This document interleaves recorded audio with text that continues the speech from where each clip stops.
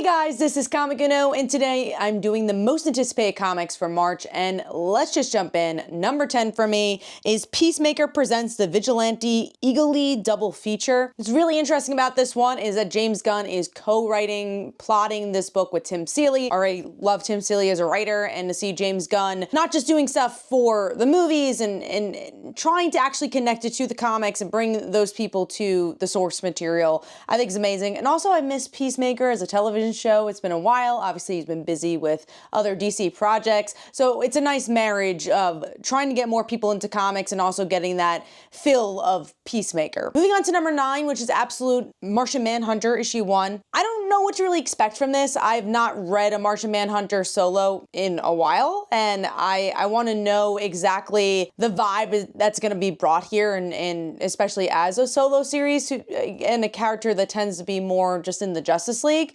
And what spin it'll have, because all these other titles have had a darker spin, but really kept it to the core of the character. So is that going to be the same for Absolute Martian Manhunter? Moving on to number 8, which is the Lost Boys issue 1, or Lost Boy issue 1. It's a Neverland Peter Pan retelling of what happens after the Peter Pan story. Wendy's older, Captain Hook is getting older, and how does that affect Peter Pan and his friends?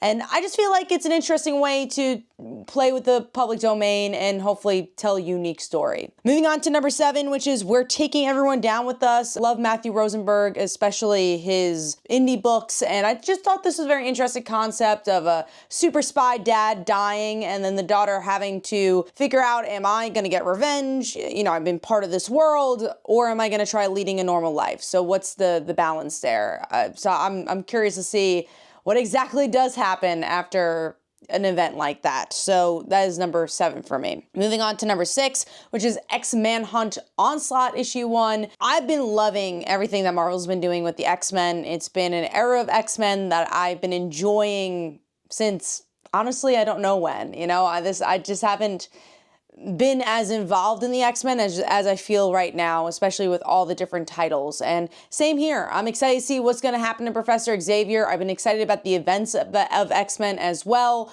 I believe Gail Simone's writing this one, so hopefully be very connected on Uncanny X-Men, which has been my favorite of the titles. So just excited to see the world of X-Men kind of grow. Moving on to number 5, which is Ultimate Wolverine issue 3. Kitty Pryde and Gambit's here. I'm just very, very curious to see what flavor they're going to bring to this very quiet book, and if it's going to change the vibe of it at all, and if they're going to be major players, especially Kitty Pryde. I'm excited to see that. Moving on to number 4, I'm sure this is on many people's most anticipated lists, and that is Batman issue 158. This is the part 2 of Hush. Jim Lee returning to art, and Jeff Loeb returning into DC Comics after his big run, not just in Marvel Comics, but in Marvel Television. This is a big deal, and I'm curious to see what the story is going to be. I'm actually not a huge Hush fan, so I'm also curious if it's going to make me a Hush fan. Again, not saying that I dislike the original story, but I'm not as like, oh my god, Hush 2.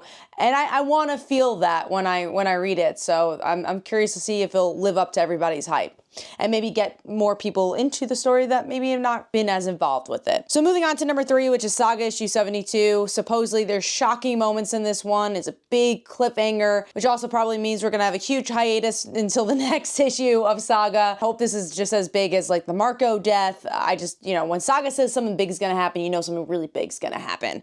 Number 2 is Rogue Sun issue 25. Been loving what Radiant Black and the Massiverse has been doing and giving opportunities for people to jump back on board to these titles, which I think is very important for long-running books to do, especially long-running indie books.